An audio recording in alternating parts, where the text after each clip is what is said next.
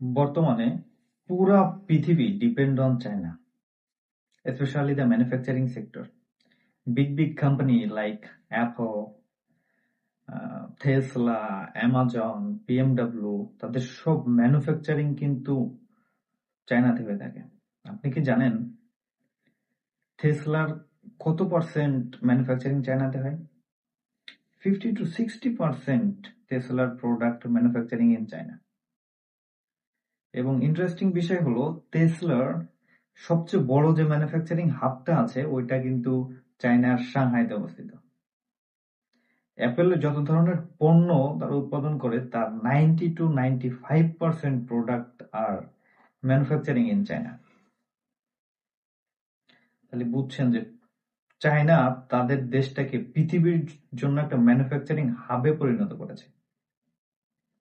এবং আরেকটা বিষয় হলো এই চায়নাতে এক এক প্রভিন্সে এক এক ধরনের প্রোডাক্ট ম্যানুফ্যাকচারিং হয়ে থাকে এবং ইম্পোর্টাররা চাইলে এক রাতের মধ্যে তারা এক প্রভিন্স থেকে প্রোডাক্ট নিয়ে এসে অন্য প্রভিন্সে নিয়ে এসে এটা শিপমেন্টের ব্যবস্থা করতে পারে।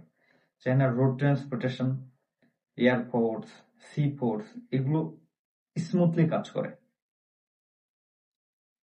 এবং সেই জন্য চায়নার উৎপাদিত সকল পণ্য পৃথিবীর প্রায় সব দেশে চলে যাচ্ছে এবং বাংলাদেশও এর ব্যতিক্রম নয়।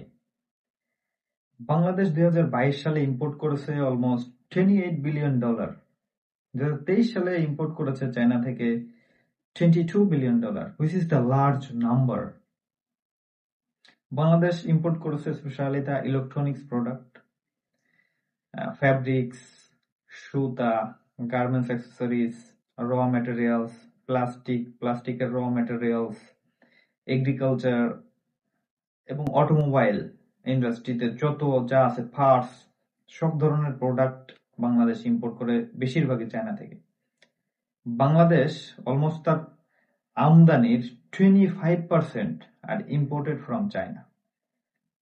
আপনি যদি এই প্রোডাক্ট বেজ ব্যবসা করে থাকেন বাংলাদেশে, আমার মনে হয় আপনার কাছে চায়না ছাড়া আর কোনো আদার ওয়ে আছে বলে আমার মনে হয় না। Thank you.